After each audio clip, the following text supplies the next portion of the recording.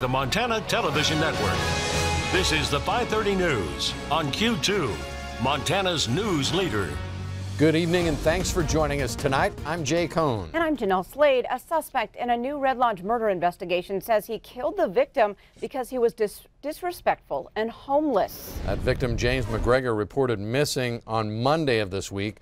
Authorities now believe that's when Thomas Schifferns shot the victim in the head and dumped his body south of Red Lodge. As information trickled in and surveillance plans played out, 3 days later, the suspect is behind bars. Q2's Asia Gore was in Red Lodge today to speak with the sheriff and joins us tonight with the latest in this investigation.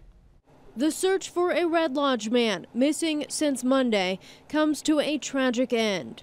The missing persons pickup was located south of Red Lodge. Our deputies and Red Lodge police responded. They met the reporting parties that had found the vehicle, and during their initial discovery, they also located a deceased male. James McGregor, known to be homeless and disabled, found dead Thursday, 12 miles south of Red Lodge off Highway 212. McGregor had been living at a home on 14th Street and Hagen Avenue with Thomas Schifferns and his wife.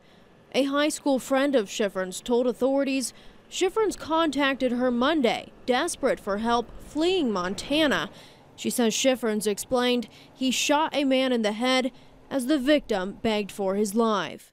Authorities kept the suspect's home under surveillance overnight and canceled school Thursday morning because the suspect's home is only about 2 blocks away from the school.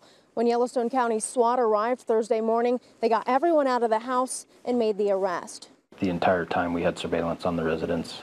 We worked with the Red Lodge schools, and that was the main reason at the time is not knowing how that was going to unfold. And we knew that it was a busy time of drop-off for school day, so that we were very aware of that and trying to do what we thought was best at the time, and I'm very comfortable that we did. Asia Gore, MTN News, Red Lodge.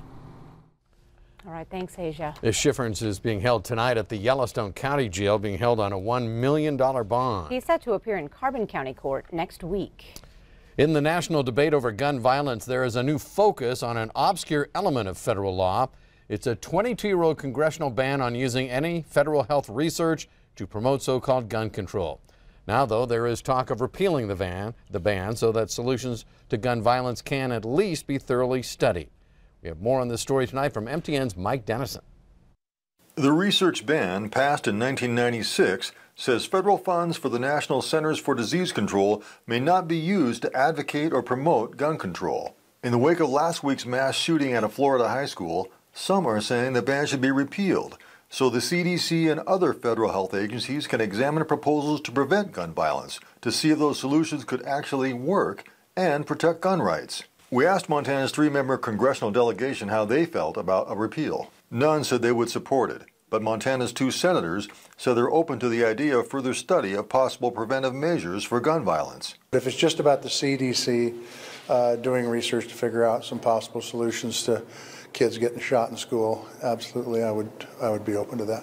I support looking at research, and the CDC is looking at additional facts and what's going on here as it relates to what's going on, what's driving these behaviors. Republican Representative Greg Gianforte, a vocal supporter of gun ownership rights, told MTN News that the nation needs to enforce existing laws to keep firearms out of the hands of dangerous individuals. He said the ban doesn't block research into gun violence, only that which promotes gun control.